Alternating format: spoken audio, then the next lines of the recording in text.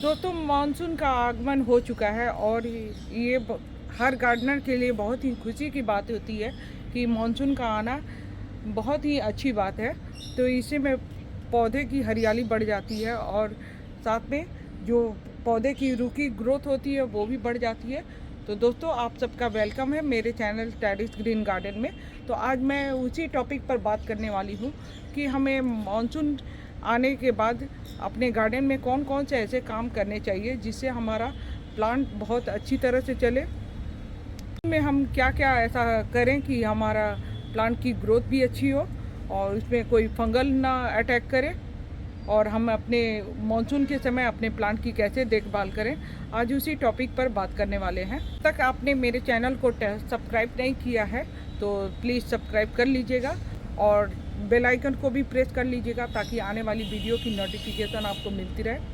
अब पहला टॉपिक ये है कि मानसून आने के बाद हमें कौन कौन से ऐसे काम करने हैं। जैसे मैं आज आपको वीडियो में बताने वाली हूँ 5 ऐसे काम हैं बहुत ज़रूरी हैं जो आप मानसून के समय कर सकते हैं, और उसको करने के बाद आपके गार्डन में प्लांट की ग्रोथ अच्छी होगी और प्लांट फंगल अटैक से भी बचा रहेगा। दोस्तों पहला ज़रूरी काम ये कर सकते हैं आप कि आप ये देख सकते हैं कि आपके गमले में, अगर आप अपने मिट्टी के गमले में रिपोर्टिंग की है या प्लास्टिक के गमले में रिपोर्टिंग की है, तो उसमें आप ये देखिए कि आपके गमले में पानी कहीं रुका तो नहीं है।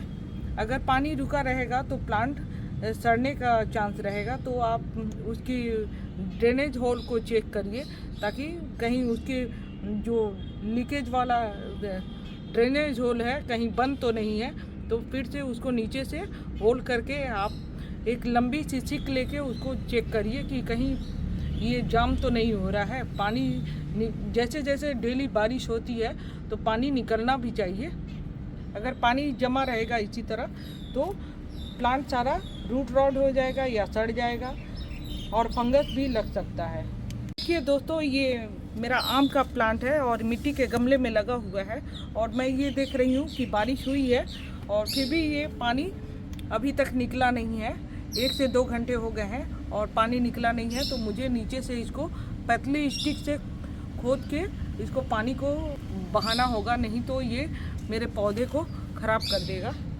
काम ये कर सकते हैं दोस्तों कि जो भी आपका प्लांट है, चाहे फ्रूटिंग का हो या फ्लावरिंग का हो, तो उसको आप कटिंग कर दीजिए। जैसे ये मेरा चीकू का प्लांट है तो मैंने इसको कटिंग कर दी हूँ, और जो आपका प्रूनर है उसको आप सैनिटाइज कर दीजिए, और सैनिटाइज करने के बाद ही उसको प्लांट को कटिंग करिए। और कटिंग करते समय प्लांट को हमेशा इसको 5 एंगल की दूरी लेकर ही कटिंग करिएगा ताकि पानी यहाँ रुके ना और पानी सीधे बह जाए। पानी अगर रुकता है, अगर हम प्लांट कटिंग करते हैं और रुकता है तो उसमें भी फंगस लगने का चांस रहेगा। जैसे आपके पास मैंगो का प्लांट है तो अगर आप इस तरह से कटिंग करते हैं तो उसमें फंगिसाइड पाउडर ज़रूर लगा दीजिएगा, क्योंकि मैंगो प्लांट में अक्सर देखा जाता है बहुत जल्दी ही फंगल अटैक करता है। और इस तरह से आप उसमें फंगिसाइड पाउडर ज़रूर लगाइएगा। और अगर आपके पास अमरूद का प्लांट है तो उसमें भी ज़रूर लगा दीजिए, जैसे मैं इसमें लगा दी हूँ और सबको कटिंग कर चुकी हूँ। फ्रूट लेने के बाद मैं कटिंग कर चुकी हूँ कि उसके बाद जब नई इसमें ब्रांचेस आएंगी तो उसी में फ्रूट लगेगा। कभी भी पुराने ब्रांचेस में फ्रूट नहीं लगता है, हमेशा नए ब्रांचेस में फ्रूट लगता है। तो इसलिए आपको कटिंग करना बहुत ज़रूरी है। इस समय ये बहुत ही अच्छा समय है कटिंग करने का, और इस समय आप कटिंग कर लेते हैं तो उसके बाद फरवरी में फिर अपने प्लांट की हार्ड प्रूनिंग कर सकते हैं। ये दोस्तों मैंने सारे प्लांट की कटिंग कर दी हूँ। ये एप्पल बेयर का प्लांट है और इसमें भी मैंने कटिंग कर दिया है। तो इस तरह से आप अपने सारे भी फ्लावरिंग वाले प्लांट में भी, जैसे गुड़हल, गुलाब, उसमें भी आप कटिंग कर दीजिए। तो उसमें भी कटिंग करने से ये रहेगा कि नए नए ब्रांचेस आएंगे तो उसमें अच्छे अच्छे फ्लावर लग सकते हैं। जो भी फ्लावर लगेंगे वो हेल्दी होंगे और बहुत अच्छे फ्लावरिंग भी करेंगे। थर्ड रूप में ये काम कर सकते हैं दोस्तों कि आपके जो भी प्लांट हैं फ्रूटिंग या फ्लावरिंग के, तो उसमें आप फर्टिलाइज़र दे दीजिए।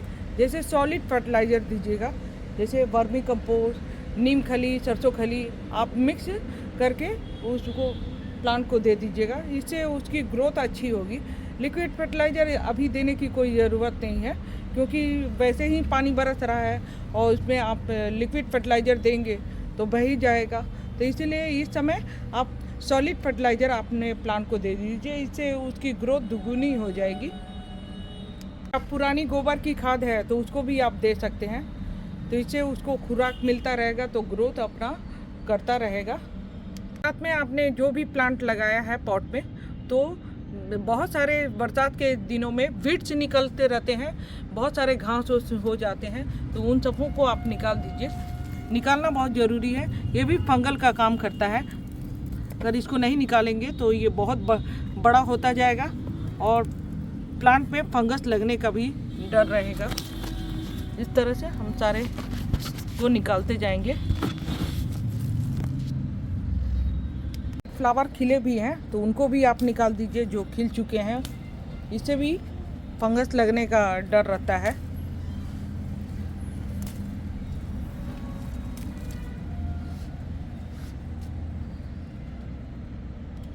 काम के रूप में आप दोस्तों ये कर सकते हैं कि जो भी आपके पास प्लांट है उसमें नीम ऑयल का स्प्रे कर दीजिए।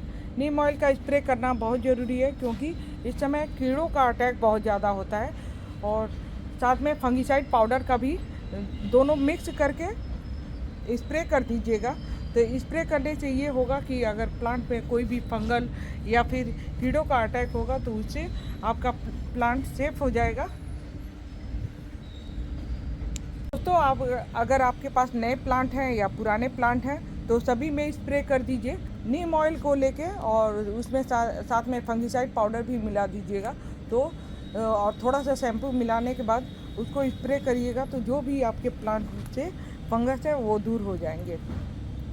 लास्ट में 5वां काम ये कर सकते हैं कि आप नए नए पौधों को अपने गार्डन में ऐड कर सकते हैं। बहुत सारे जो प्लांट हैं, जैसे फ्लावरिंग के, फ्रूटिंग के, जो भी आपके प्लांट अगर आपको पसंद है तो उसको आप नए नए पौधों को अपने गार्डन में ऐड कर सकते हैं। इससे अच्छा मौका आपको फिर कभी नहीं मिलेगा, क्योंकि इस समय जो अगर आप प्लांट अपने गार्डन में लगाते हैं उससे उसकी ग्रोथ बहुत अच्छी होती है, क्योंकि बरसात के पानी में नाइट्रोजन होता है और वो प्लांट को मरने नहीं देता है।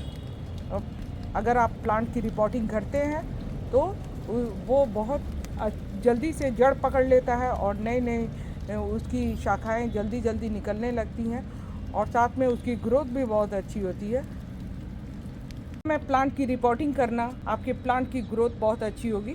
जो प्लांट आपके पास पुराने हैं, रूट रॉड हो गए हैं और उनकी जड़ें ऊपर दिखाई देने लगी हैं, तो उसको भी आप रिपोर्टिंग कर दीजिए। ये सबसे बढ़िया समय होता है जब अपने प्लांट पर हम लोग काम कर सकते हैं। अगर हम इस तरह से करते हैं रिपोर्टिंग वगैरह, तो प्लांट कभी मरता भी नहीं है। तो ये बहुत अच्छा समय है, आप अपने प्लांट पर ज़रूर ये सारे काम करिए। दोस्तों, अभी हाल ही में मैं भी नर्सरी गई थी और बहुत सारे फ्रूटिंग प्लांट मैं भी ले आई हूँ, तो उसको मैं रिपोर्टिंग की हूँ। आप देख ही सकते हैं, मैं इस तरह के ग्रो बैग में, हरे वाले ग्रो बैग में लगाई हूँ, तो इससे प्लांट की ग्रोथ अच्छी होती है। और बहुत सारे चीकू के प्लांट, मैंगो प्लांट मैं ले आई हूँ। ये देखिए, ये एप्पल के प्लांट है, तो इसको मैंने रिपोर्टिंग भी किया है। तो इससे इस समय प्लांट को रिपोर्टिंग करना बहुत सही होता है, इससे प्लांट मरता नहीं है। और अगर आपने अभी तक कोई प्लांट नहीं खरीदा है तो जाइए ज़रूर नर्सरी, और वहाँ से अच्छे अच्छे प्लांट, अपने मनपसंद प्लांट को ले आइए और अपने गार्डन में ऐड करिए, क्योंकि ये मौका हाथ से निकल जाएगा तो फिर कभी नहीं आएगा। तो फिर आपको विंटर तक रुकना पड़ेगा, क्योंकि विंटर में ही आप कर सकते हैं, नए प्लांट को ऐड कर सकते हैं। क्योंकि फिर सितंबर अक्टूबर में अक्टूबर में कर सकते हैं, उस समय भी कर सकते हैं, क्योंकि अगस्त तक तो बारिश होगी ही, और उसके बाद सितंबर में थोड़ा धूप हो जाता है, तो उस समय रिपोर्टिंग करना सही नहीं होता है। इस तरह से आप अपने प्लांट पर सारे काम कर सकते हैं, कटिंग करने से लेके उसको फर्टिलाइज़र देने से सारे काम कर सकते हैं। तो ये काम अगर आप कर लेते हैं तो सालों भर आपको बहुत अच्छी फ्रूटिंग और फ्लावरिंग देखने को मिलेगी। जैसे मेरे ये 2 साल पुराना ये चीकू का प्लांट है और इसमें देखिए इसमें बर्ड्स भी लग रहे हैं और साथ में फ्रूटिंग छोटे छोटे फ्रूट्स भी लगे हैं। तो इस तरह से आप भी कर सकते हैं ये सारे काम।